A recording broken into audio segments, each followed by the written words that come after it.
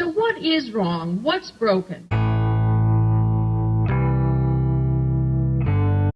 Dear U.S. Congress, about 50 years ago, the Civil Rights Act of 1964 was implemented in the nation we call home.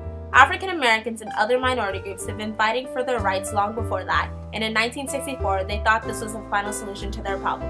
But in reality, America has not gotten significantly better in the way that these groups are being treated. So I ask you to consider the following. How can we finally end the injustices that these minorities face on a day-to-day basis? What can we do as a nation to improve on making the Civil Rights Act of 1964 a reality?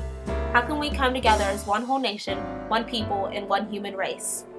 The fight has been going on for way too long, and today is the day that we, the United States, will begin to find a permanent solution to the growing problem of racial tension in America.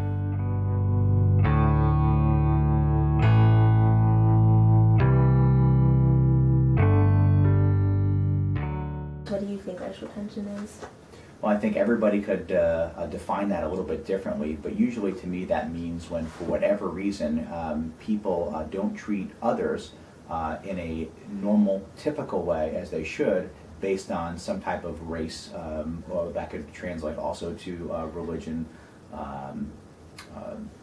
gender, or anything to me that would be out of bounds. That they're not comfortable because people might not look, act, or have the same background as they may have. I think it's just a brewing of anger or frustration between races. I see it, people that, when you see people of darker skin, I see other people that tense up, people get nervous. Well, okay. Yeah. There's racial profiling, racial beliefs, discrimination, unequal access to education,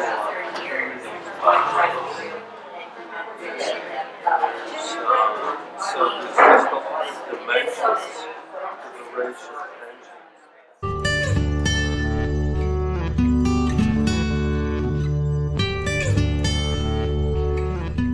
So where exactly does racial tension exist?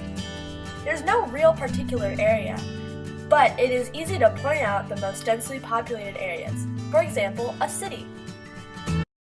On November 24th, protests broke out in Ferguson, Missouri due to the decision not to indict Officer Darren Wilson with the murder of Michael Brown.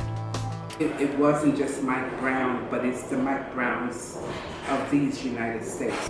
We will protests across the country, including violent ones in Ferguson, as angry demonstrators take to the streets. Some are angry at police for the shooting death of Michael Brown. One group set fire to a police car at the Ferguson police station. Racial tensions are high here in Ferguson, but the destruction has no color. As you can see, people working to try to board up their businesses tonight. Well, I said, the shooting that on black people that has brought racial tension. Ferguson is now not just a place, it's a term that means something, that means a set of events that have occurred. And with social media, the world is watching. The world also took notice of the small American city of Ferguson, Missouri, where a young man was killed and a community was divided. So yes, we have our own racial and ethnic tensions. And like every country, we continually wrestle with how to reconcile the vast changes wrought by globalization and greater diversity with the traditions that we hold dear. If you're referring to what's going on today, I don't think there's very much difference in what went on back in the 60s and 70s. Racial tension is very much alive and happening. August 28, 1963. 250,000 Americans, black and white, young and old, descend on the nation's capital in a show of solidarity. It was called the March on Washington for Jobs and Freedom, but it will be remembered as a turning point in the fight for civil rights.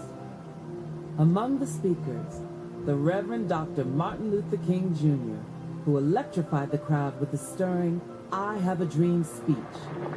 Even though we face the difficulties of today and tomorrow, I still have a dream. A few months earlier, racial tensions in the Deep South had erupted. News reports carried brutal images of fire hoses blasting at the backs of school children. How do you think racial tension has changed over time? I think it's somewhat enhanced by, it got a lot better, but I think the way people are portrayed in the media and the way people are polarized today. Well, I think it's gotten better in general, certainly past the civil rights time frame in our country in the 1960s. I think that's been obviously getting better and better, but it's something we can always improve on. But I think one way to do that, honestly, is for everyone to not be labeled anymore.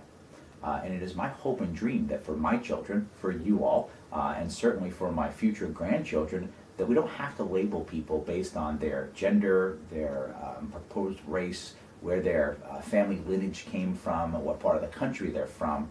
I think during the civil rights movement, there were certain wins.